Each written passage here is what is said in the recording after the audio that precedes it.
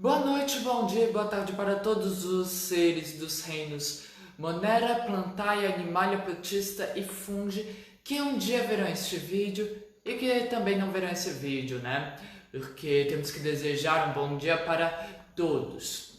Bom, eu tenho certeza que ninguém tá vendo por enquanto, então eu vou ficar enrolando até aparecer que alguém está vendo. Aí quando aparecer que alguém está vendo, eu peço para me avisar que eu já posso começar a falar sobre o assunto de hoje. E enquanto a pessoa não fala que eu posso começar, eu, como sempre, fico falando sobre absolutamente nada de importante, sobre, como por exemplo, o ato de falar, que na verdade eu não falo de coisas que não são importantes, eu falo coisas que são importantes, mas não são importantes para se entender o que vamos falar hoje, o que é o foco para se falar hoje. Por exemplo, se eu falar sobre falar, eu não vou estar falando algo sem importância, algo sem significado. Eu vou estar, olha, apareceu um olho, então eu suponho que alguém apareceu. Então, por favor, me avise quando eu puder começar a falar. E enquanto não falam boa noite, claramente, enquanto eu não falo sobre nada, eu continuo aqui falando sobre nada que vá ter importância para o que vamos falar hoje, né? No meio do nada que eu falo, no meio do nada que eu falo, eu vou falar sobre o que a gente falou na semana passada, né? Que sinceramente não tem importância na minha opinião, porque é só ir lá ver, então não precisa de eu falar. Mas eu acabei de ver que apareceu um olhinho aqui, aí apareceu a foto de você e da minha mãe, Sinapom. Enfim, o que a gente falou na semana passada foi sobre os engenhos de açúcar, né? Sobre a produção de açúcar. Afinal de contas, o trabalho do escravo, na visão do senhor, era a única função da vida dele, porque a função do escravo, né? A visão do autoproclamado senhor de escravos, era dar dinheiro para ele. Então, a vida dele tinha que ser o trabalho, e nada mais, nada menos. E o escravo, ele vivia onde trabalhava. Pode começar colocando a música. Qual música? A música que vocês pediram para eu deixar de fundo ou a música que eu escolhi para falar hoje? Pode ser um pouquinho mais claro. Falando nisso, eu acabei de lembrar que a música que vocês pediram para eu ficar deixando de fundo estava com volume alto. Pronto, acabei de abaixar. Bom, a gente falou sobre isso, e só para aproveitar que eu não estou falando nada mesmo, vou recapitular o que a gente já viu, né? A gente já viu o início da história do Brasil, aí depois a gente já viu... eu não lembro mais não, deixa eu lembrar aqui. Sim, lembrei. Sobre a diversidade dos povos africanos, né? Também falei sobre a diversidade dos povos indígenas, né? Eu tentei falar porque, sinceramente, eu precisaria estudar bastante para conseguir falar algo à altura da diversidade dos povos africanos, indígenas e da diversidade do povo europeu. Boa noite, vó. Boa noite, tio Gilmar, e boa noite, girafa. Deixa eu lembrar, sim. A gente falou sobre, a fundo, né? Algo digno, porque o que eu falei foi muito pouco comparado que à realidade, essa é a verdade. Eu não tenho como falar sem estudar bem mais. E para esse estudo, né, eu no momento não tenho condições. Bom, enfim, deixa eu lembrar, assim, depois dos povos africanos, comentamos sobre as viagens dos navios negreiros. Afinal de contas, a capoeira, ela nasceu nas terras brasileiras, mas mas ela gestou no navio negreiro, né? E depois de falar sobre o navio negreiro e a travessia ao Atlântico, a gente falou, se me lembro bem, mas eu não tenho assim lembrança mais ou menos da ordem certa, mas eu tenho quase certeza que a gente falou da miscigenação, que é a fusão das etnias, né? E que é um evento, e que é um fenômeno que eu acho extremamente importante para comentar. Primeiro porque tem muita gente que acha que é branca e não consegue entender que a porcentagem de brancos no mundo inteiro é muito pequena, e que dirá então aqui no Brasil. E também porque a miscigenação, porque a capoeira é uma luta miscigenada, né? Ela é, de certa forma, a miscigenação de várias lutas. E depois a gente fala do sincretismo, que é algo muito presente no imaginário da capoeira, né? Quer dizer, a gente tem, por exemplo, os jogos de capoeira, os toques do berimbau, né? Tem toque de Santa Maria, de São Bento Grande, pequeno São Bento Pequeno, São Bento Grande da Angola e São Bento Grande da Regional. Temos uma música abordando sobre Santo Antônio, que na verdade se trata de Ogum. Temos uma música falando de Santa Bárbara, que na verdade se trata de Oiá, né? Enfim, foi isso que a gente falou, e na semana passada a gente falou dos engenhos. Hoje a gente combinou de falar sobre o Brasil holandês, né? E bom, eu ainda não sei se eu posso começar, porque ninguém falou para eu começar. Então, nesse momento eu já tô ficando meio sem coisas para falar, né? Então, por enquanto, até ninguém começar, eu vou ficar repetindo a mesma coisa até alguém falar que eu posso começar. Afinal de contas, não tem importância nenhuma no que eu vou falar mesmo, né? Então é isso, até alguém falar que eu posso começar, eu não vou começar e vou apenas ficar falando coisas sem importância para o objetivo principal da conversa de hoje. Então, por favor, quando eu puder... posso começar? Ótimo! Bom, gente, para começar sobre o vídeo de hoje, eu quero me explicar o porquê de eu começar, de onde vou começar.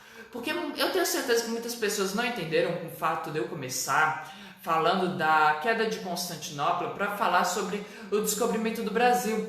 Então eu vou começar falando um mito grego. Eu já comecei, gente. Eu vou começar falando sobre um mito nórdico, e um grego e um greco-romano, porque isso tem a visão para explicar isso, porque um mito nada mais é do que uma alegoria da realidade. Eu já estou começando, eu já comecei inclusive. E esse mito no qual eu quero falar, nórdico, para começar, é o mito das Nornas. Elas teriam nascido de uma fonte da vida que fica nas raízes de Yggdrasil, que é a árvore do mundo que sustenta os 9 reinos e, portanto, o universo. E as Nornas, a função delas era basicamente duas: zelar pelo destino dos deuses e dos homens e garantir o respeito às leis da natureza, as leis do universo, né? E as Nornas eram 3 irmãs. Essas 3 irmãs, uma, eu não sei falar o nome delas, que é norueguês arcaico, né? Essas 3 irmãs, uma era uma velha que vivia olhando para o passado, a outra era uma mãe que vivia olhando e zelando pelo presente, e a última das irmãs era uma virgem que carregava com ela o pergaminho que continha os segredos do futuro, né? E qual é a alegoria desse mito, né? O futuro, ele é constituído das ações do presente somadas às ações do passado. Para você ter o futuro, você precisa sempre do presente e do passado, né? E no caso a alegoria é muito linda, porque a velha que não tem mais exatamente muito do futuro adiante, ela olha para o passado, até porque ela já tem mais experiência, ela sabe que o futuro está dentro do passado. A mãe, ela está sempre olhando para o presente para garantir que seus filhos tenham um futuro. E a virgem, ela ainda é muito nova, tem o futuro dela inteiro pela frente, né? E esse mito das Nornas é muito semelhante ao mito romano das Pacas, que nada mais é do que uma cópia descarada do mito das Moiras, que é um mito grego. Que a única coisa que é acrescentado, tirando o fato todo claro da Yggdrasil e tudo, porque na verdade elas são deuses primordiais, filhas de Nyx, que é a noite, né? O que é acrescentado é que elas tecem o destino, porque os gregos acreditavam que o destino era sido como um tecido, né? E que a sina de um sim ligava a sina de outros. Se isso pareceu que eu plagiei descaradamente a Valente, tanto quanto os romanos descaradamente plagiaram os mitos gregos, é porque eu descaradamente achei a fala de Merida mesmo, porque é uma fala assim, muito bonita e que demonstra exatamente o que esse mito é. E esse mito, quando ele fala isso, ele diz que o meu futuro se intercala com o seu passado ou com o seu presente. E então, sendo assim, muitas vezes o meu presente está ligado a um passado tão longínquo que pode ser até que as pessoas nem mais tenham a memória desse passado. E essa é a justificativa para eu começar falando das invasões holandesas, mais ou menos no século V depois de Cristo, na queda de Roma. Roma, para quem não sabe, foi esse império, do maior império, ou se não um dos maiores impérios, se não o maior império da antiguidade, que é todo esse bicho preto aqui, ó, estão vendo? Pronto, esse era a extensão do Império Romano, mais ou menos, claramente. Porque esse mapa é um mapa fora de escala, e o meu rabisco é ainda mais fora de escala, né? Mas enfim, essa era a extensão do Império Romano. E por que o Império Romano caiu? Para entendermos as invasões holandesas, temos que saber como é que foi a queda do Império Romano.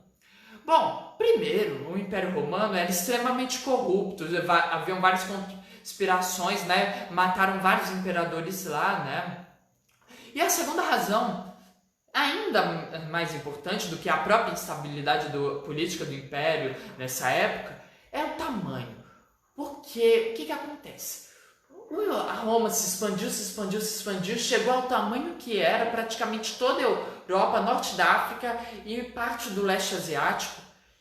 E agora, tem que manter, porque chega num ponto em que você não tem mais como expandir, você tem que manter o que você tem, senão vai tudo por água abaixo, né? Então, pararam de conquistar e ficaram tentando manter o império.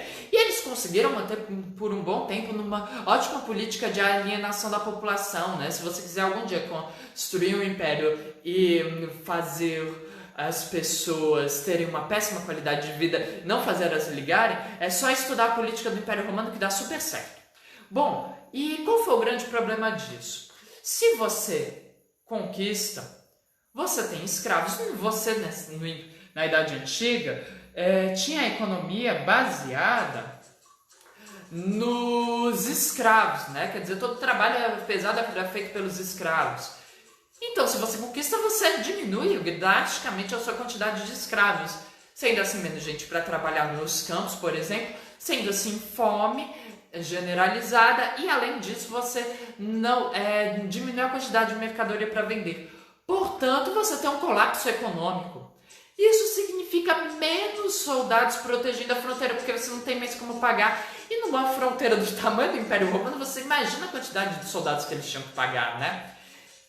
E somado a um grande azar que os romanos tiveram dos hunos decidirem migrar para o lado deles, e todos os grandes povos germânicos muito bravos, guerreiros, que covardemente fugiram dos hunos, porque os hunos, aqueles hunos lá do filme da Mulan, eram conhecidos por simplesmente destruírem tudo por onde eles passassem, né? Então eles decidiram invadir Roma do que enfrentar os hunos. E você tem a queda do Império Romano nisso. Não tinham mais soldados, a população já estava completamente satisfeita, então pronto, desfez o Império Romano. E agora, todo o território do Império Romano ele é dividido pelos líderes dos povos germânicos, né? Cada tribo ocupava um território. Você tem o início à Idade Média, para deixar bem claro, foi a queda do Império Romano do Ocidente, não do Oriente. O Oriente só cai com a queda de Constantinopla. Bom, e o que era a Idade Média europeia? Porque no Brasil, por exemplo, a gente nunca teve Idade Média. A gente literalmente só teve Neolítico, o Paleolítico, Neolítico, pulamos para a Idade Moderna e aí fomos para a Idade Contemporânea, que é a que a gente está no momento. Bom, a Idade Média europeia, ela foi assim, a organização social, que é o que importa realmente. Eu sou um senhor de uma tribo germânica, né? Eu tenho um pedaço de terra, esse pedaço de terra se chama feudo, que é uma palavra de origem germânica para que se refere ao direito que eu tenho sobre meu bem, no caso sobre a minha terra, né? E claro, se foi dividido pelas tribos germânicas, toda a população romana que estava lá vai fazer o quê? Vai trabalhar para o senhor feudal, né? Vai trabalhar para mim, né? E como eu estou dando lugar para eles morarem, estou dando lugar para eles plantarem, o mínimo que eles podem fazer claramente é me pagar imposto, ou seja, a maior parte da plantação vai para mim, o resto fica para eles. Eu creio que nada seja mais justo sendo eu o senhor feudal. Bom, e aí o que vai acontecer? Eu estou com uma terra muito grande para administrar, então eu pego uma parte e dou para um nobre meu, né? Para um cavaleiro meu que eu gosto bastante, né? Esse cavaleiro jura fidelidade a mim, aí ele vai ser o meu vassalo e eu vou ser o suzerano dele.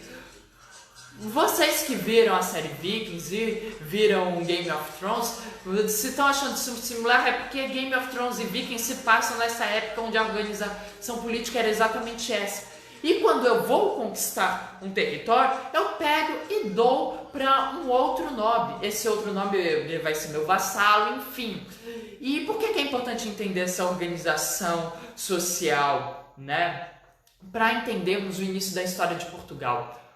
Portugal, eu já falei aqui que, assim como a Espanha, foram tomadas bem rapidamente pelos árabes, no caso os mouros, né? E lentamente os mouros foram perdendo as terras.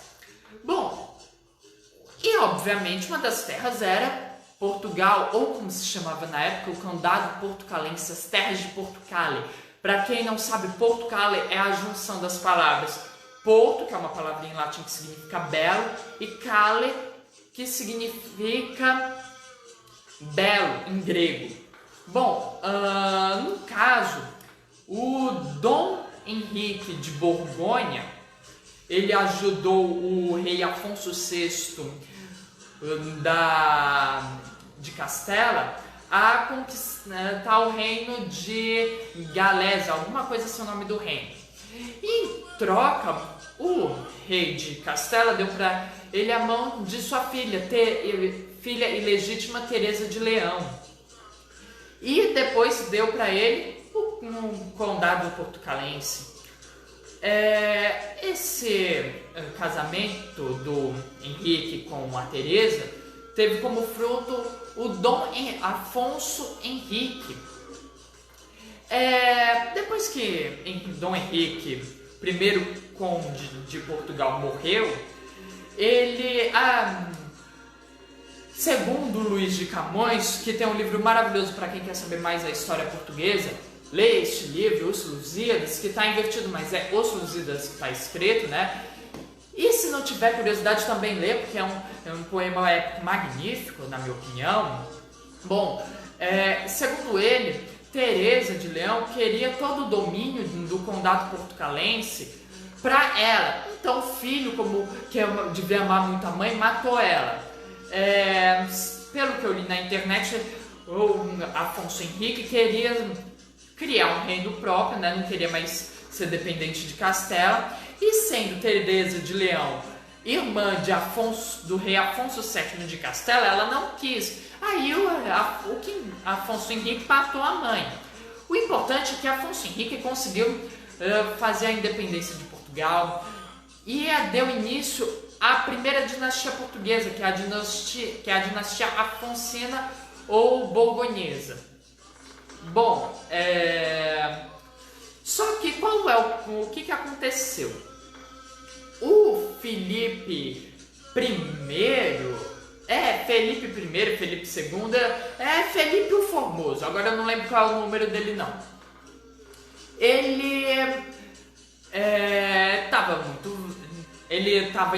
Portugal estava em constante conflito com a Espanha, porque a Espanha não aceitava a independência, obviamente. Aí o último rei da dinastia Afonsina, que eu tenho quase certeza que se chama Felipe, ele, para resolver esse conflito, casou a filha dele, que agora eu me esqueci o nome, mas que não importa, que só tinha 10 anos, com o rei de Castela. No caso, esse rei não iria ter direito ao trono português, o trono deveria ser passado para o neto dele. E, enquanto isso, Portugal seria regido por Elinor, a esposa dele. Só que o povo português não gostava de Elinor. Isso por quê? O que acontece? O rei, que eu acho que se chama Felipe, ele tinha um noivado com Elinor, uma das filhas do rei de Castela. E, bom, ele desfez o noivado dele com a Elinor e foi, porque conheceu a Elinor de Teles, que era casada. Ele anulou o casamento da Elinor de Teles, porque afinal o rei pode tudo, e se casou com ela. Então o povo não gostava dela, porque ela desfez um casamento que apenas Deus podia ter desfazido, né? Desfeito. Então o povo não gostava dela. Fizeram um monte de rebeliões, retiraram ela do poder e colocaram no poder Dom João de alguma coisa. Dom João I, pronto, lembrei, Dom João I. E aí, o que é que acontece? Ele foi o primeiro rei da dinastia de Aves, ou dinastia joanina, e essa dinastia é extremamente importante na história portuguesa e na história do Brasil também, porque é ela que começa as grandes navegações, né? E bom, o que vai importar agora, de todos os que vão vir depois dele, é o Dom Sebastião, que foi o último ou penúltimo, agora eu não sei direito, rei da dinastia de Aves. Bom, o que acontece? Por que ele foi o último, se não o penúltimo? Ele era extremamente jovem quando assumiu o trono português, né? Não era casado, portanto não tinha filhos, e ele desde cedo tinha a ideia de fazer uma cruzada contra o Marrocos. Eu tenho quase certeza que inclusive é a cruzada de Ceuta, né? Mas agora eu não tenho certeza não vou mentir. Então ele foi lá, aí numa planície que acho que se chama Alquibir, mas isso não importa o nome da planície. O que importa é que lá ocorreu a Batalha dos Três Reis, que foi Dom Sebastião com outros 2 sultãos. Dom Sebastião morreu, junto com a maior parte dos nobres portugueses, né? E no caso, deixa eu lembrar aqui, sim, pronto, o corpo de Dom Sebastião nunca foi encontrado, que gerou o sebastianismo, do qual a gente vai falar posteriormente, porque o sebastianismo tem bastante influência nos movimentos messiânicos no Brasil. Caso você não saiba o que são os movimentos messiânicos ou não esteja juntando o nome com a coisa, Canudos, a revolta do contestado, né? Bom, o que acontece? Dom Sebastião morreu, era jovem, não tinha filhos, portanto não tinha herdeiro. Quem era o próximo da linhagem? Era um clérigo, que agora eu acho que era um frei.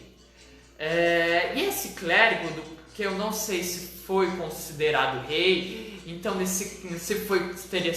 foi o último rei da dinastia de Aves, ele morreu sem deixar herdeiros, pelo simples fato de que clérigos católicos não podiam casar, muito menos ter filhos. Então, quem era o próximo da linhagem?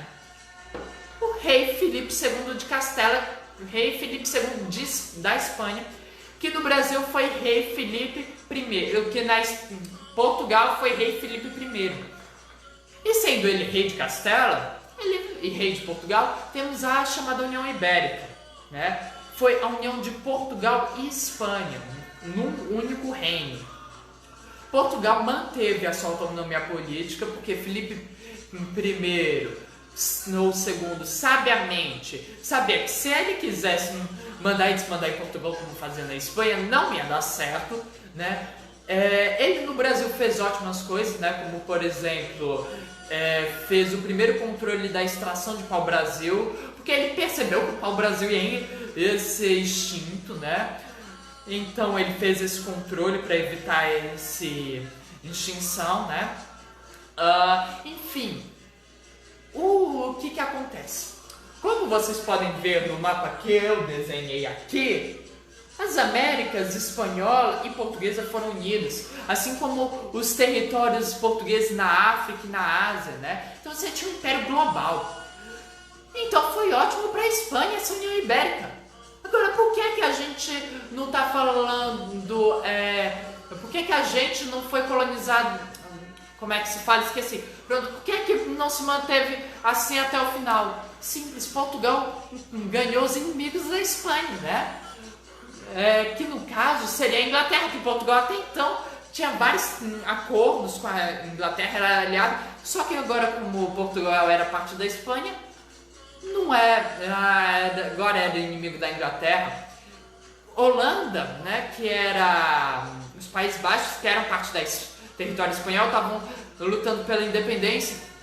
Então eram inimigos de Portugal, e Portugal tinha acordos comerciais com a Holanda muito lucrativos, né? Tanto para a Holanda quanto para Portugal, que a Holanda, no caso, investia bastante no açúcar brasileiro.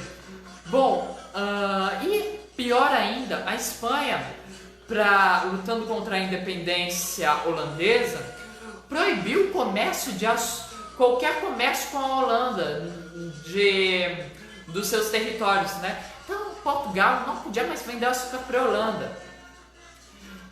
Então a desgraça estava feita, né? Reinou apenas Felipe II e Felipe III, ao contrário da dinastia Afonsina, que teve 9 reis, ao contrário da dinastia de Aves, que teve 9 reis, a dinastia filipina só teve 3 reis, e aí aí os portugueses tomaram o poder de novo e colocaram o próximo da linhagem, que seria um cara que eu não lembro o nome agora e que não vai importar no momento. Mas só para vocês saberem que aí começou a dinastia de Bragança, que teve 14 reis, que é a dinastia do Dom Pedro I, o Dom Pedro II, enfim. Bom, e aqui no Brasil? O que é que acontece? Já que Portugal é inimigo da Holanda. Bom, a Holanda vai invadir o Brasil, 2 vezes inclusive. A primeira vez em Salvador, que na época era a capital do Brasil. E, bom, nesse caso, o que vai acontecer? Em um ano vão ser expulsos. Só que tudo que eles conseguiram pegar em Salvador, somado ao que eles foram saqueando, conseguiram montar uma esquadra de, se eu não me engano, eram 60 navios, né? E invadiram Olinda, que era a capital de Pernambuco, que era a capitania mais rica das capitanias que Portugal tinha aqui no Brasil, né? E talvez a mais rica que tinha nos seus territórios em geral. Bom, de início, o neto de Duarte Coelho, que agora eu não lembro o nome, conseguiu manter os holandeses só em Olinda, mas aí um soldado dele, né, Domingos Fernandes Calabar, o maior traidor da história brasileira, pelo menos assim ele é considerado, né, que era um soldado português, que era um soldado do Brasil, conhecia as técnicas do lado da guerrilha, que eram técnicas, pelo que eu li, indígenas, né? O que Calabar fez? Traiu os portugueses, espanhóis, brasileiros, e se aliou aos holandeses.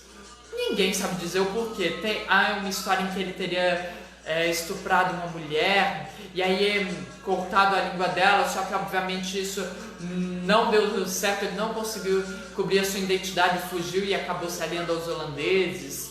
Ou então que ele teria visto como seria benéfico o Brasil ser colonizado pelos holandeses. Essa segunda eu considero simplesmente balela mesmo. Bom, o que importa é que Calabar se aliou aos holandeses, e com a ajuda de Calabar, os holandeses não só destruíram a guerrilha, como também conquistaram boa parte do Nordeste, né? Aqui, ó, tá o mapa do território do Nova Holanda, como os holandeses chamavam, como a gente chama o Brasil holandês.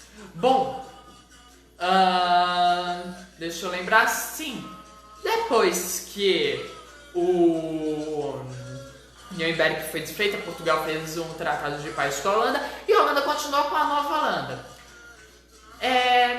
quem governava, quem organizava tudo, a Nova Holanda, era Maurício de Nassau, né, que tinha sido enviado pela Companhia Holandesa das Índias Ocidentais. O meu alarme acabou de tocar, se quiserem que eu continuo, se não quiserem é só avisar. Enquanto ninguém fala nada, eu vou continuar falando sobre o Brasil holandês. Maurício de Nassau, né, tinha uma organização assim, que até onde eu consegui determinar foi esplêndido, né? Ele fez várias obras para modernizar Recife, porque ele queria que Recife fosse a capital do Brasil, não a Olinda, né? Bom, deixa eu lembrar que sim, né? Entre várias coisas que ele fez, né? Ele, inclusive, no comando, sendo Holanda dona deste território, né? Ela instituiu liberdade de culto, então foi construída, se eu não me engano, foi em Recife, a primeira sinagoga das Américas, né? Enfim, tudo bonito, as mil maravilhas, né? Só que o Maurício de Nassau fazia obras muito caras. E ele, costumeiramente, não pressionava os senhores de engenho que não pagavam os impostos, né? Esqueci agora a palavra, vou olhar aqui, palavra bonitinha que fala, essa palavra aí que eu já vou descobrir, tenham apenas calma. Deixa eu ver. Inadimplentes, pronto. Como tinham vários senhores inadimplentes que o Maurício de Nassau não pressionava para pagar os impostos, a Companhia Holandesa das Índias Ocidentais destituiu ele do cargo e trocou por um outro. E quando isso aconteceu, o cara agora que estava nesse cargo começou a cobrar os impostos dos senhores de engenho inadimplentes.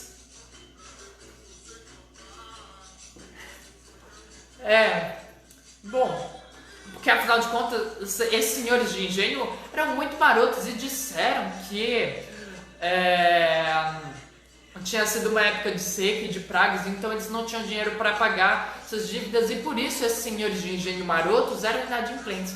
Eu não sei dizer se isso é verdade ou se isso era só conversa deles. O que eu sei é que a Companhia das Índias não se importou e continuou querendo os impostos dela. Então, o que acontece? Os senhores de engenho decidiram formar uma resistência contra os holandeses e fizeram a chamada insurreição pernambucana, que é aí onde chega os escravos. Eu vou colocar, então, começar aqui a música Toque de Guerra, cuja pessoa que está cantando e pessoa que compôs são as suas identidades, para mim, são desconhecidas. Então vamos colocar aqui a música Toque de Guerra.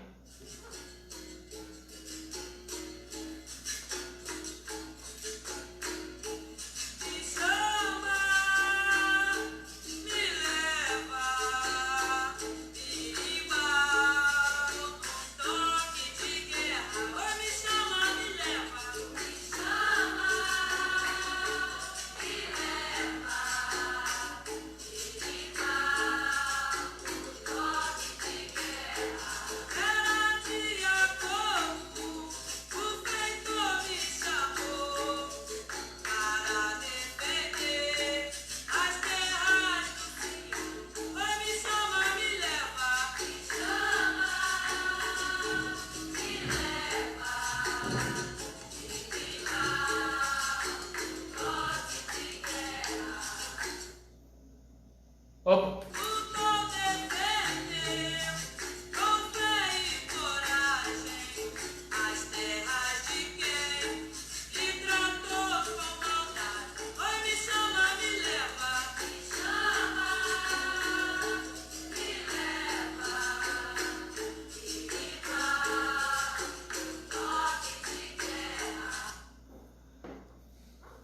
Boa noite, Marisa Dé.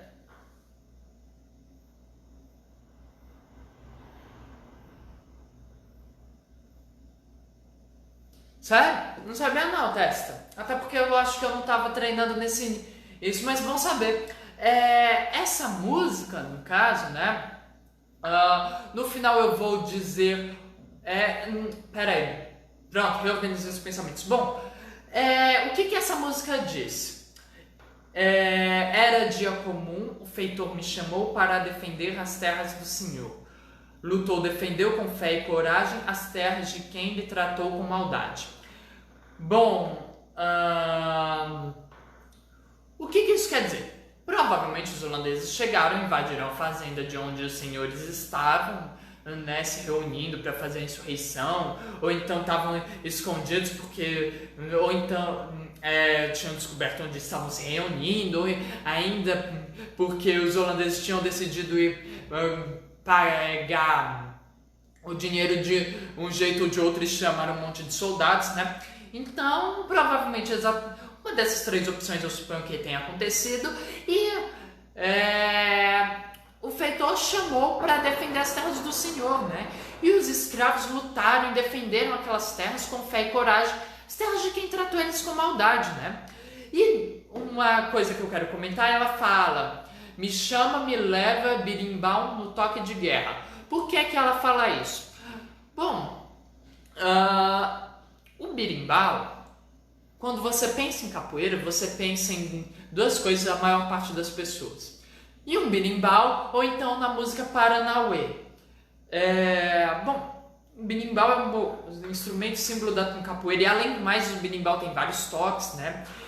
Então, se encaixa perfeitamente nisso. E capoeira, e como se diz na capoeira, né? A gente vai onde o birimbau leva e quem comanda é o birimbau, né? Então, por isso eu creio que ela falou: me chama, me leva, birimbau no toque de guerra. Bom, vamos continuar a música.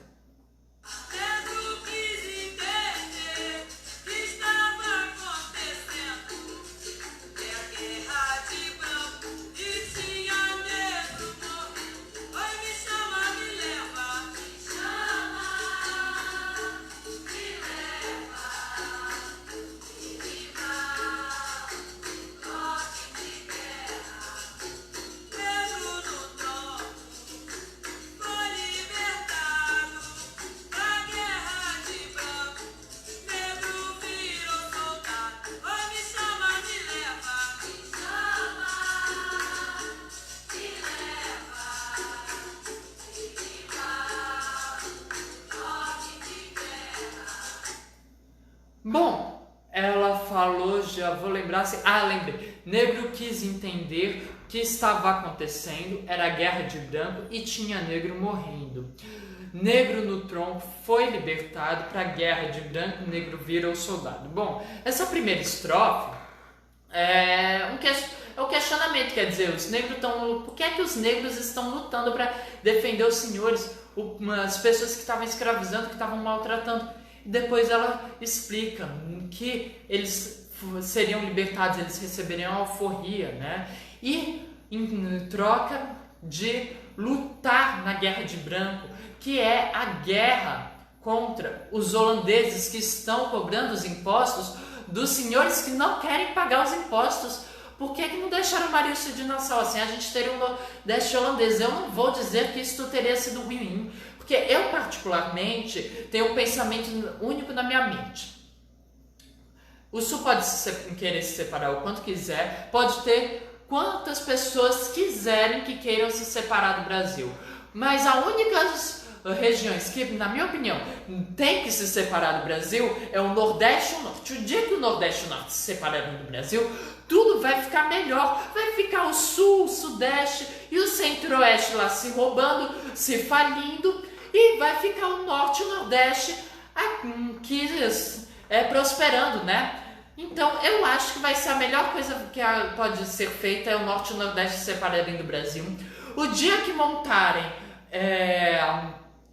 uma guerrilha para fazer isso, pode contar com minha presença, é só me chamar que eu estarei lá lutando para criar o país dos nordestinos e dos nortistas.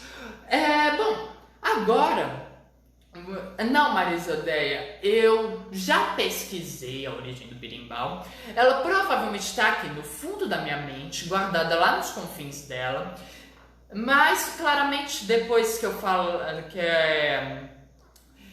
gente conversar sobre sobre as minas, sobre os, já vou lembrar aqui como é que era o nome, sobre a pecuária e sobre a única fábrica em que teve trabalho escravo, para deixar bem claro, a única fábrica que teve trabalho escravo legalmente falando, não é para saber, para entender, né? E nas plantações de café?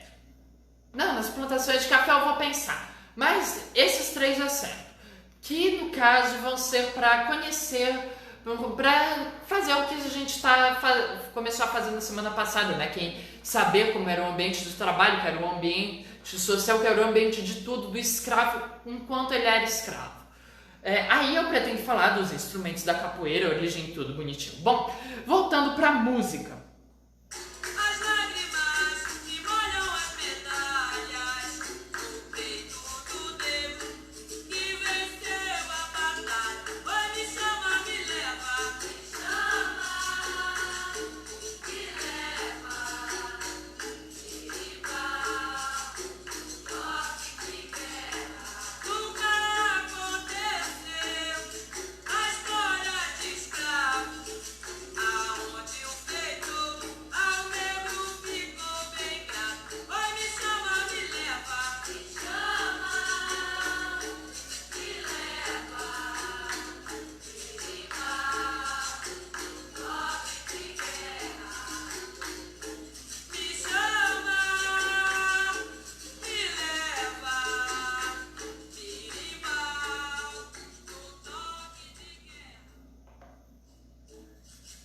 Bom, gente, nessa última parte ela fala: as lágrimas que molham as medalhas.